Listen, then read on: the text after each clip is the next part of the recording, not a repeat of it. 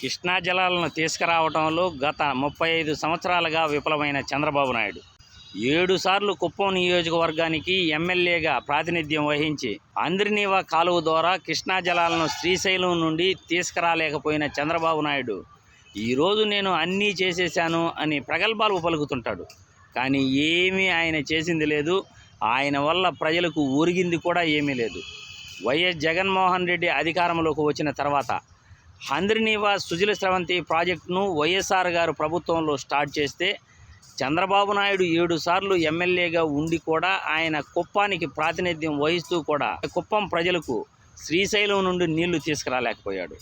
సుమారు 672 కిలోమీటర్లు ఆ అంద్రినీవా కాలువ ద్వారా నీళ్లను వైఎస్ జగన్మోహన్ రెడ్డి 2022లో హామీ ఇచ్చి 2023 కంతా అంటే గత సంవత్సర కాలంలో ఆ కాలువను పూర్తి చేసి నిన్న అంద్రినీవా ద్వారా నీళ్లను కుప్పం ప్రజలకు అందజేయటం జరిగింది. ఇది జగన్మోహన్ రెడ్డి మాట ఇస్తే మడమ తిప్పడు అనే దానికి పెద్ద నిదర్శనం. వైఎస్ జగన్మోహన్ రెడ్డి చేసిన పనిని 40 సంవత్సరాల ఎక్స్పీరియన్స్ ఉన్న 7 సార్లు కుప్పం నియోజకవర్గానికి ప్రాతినిధ్యం వహించిన చంద్రబాబు నాయుడు గారు ఎందుకు కుప్పానికి నీళ్లు తీయలేకపోయాడు? శ్రీశైలం డ్యాము నుండి కృష్ణా జలాలను తీసుకురావడంలో ఎందుకు విఫలమయ్యాడు?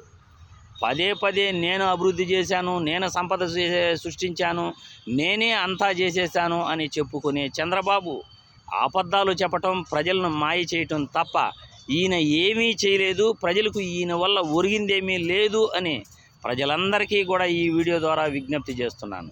నిన్న కుప్పం ప్రజలందరూ కూడా అంద్రినీవా కాలువ ద్వారా శ్రీశైలం నుండి కృష్ణా జలాలను వైఎస్ జగన్మోహన్ రెడ్డి తీసుకొచ్చిన తర్వాత కుప్పం ప్రజలందరూ కూడా హర్షం వ్యక్తం చేశారు. జగన్మోహన్ రెడ్డికి ధన్యవాదాలు తెలుపుకున్నారు.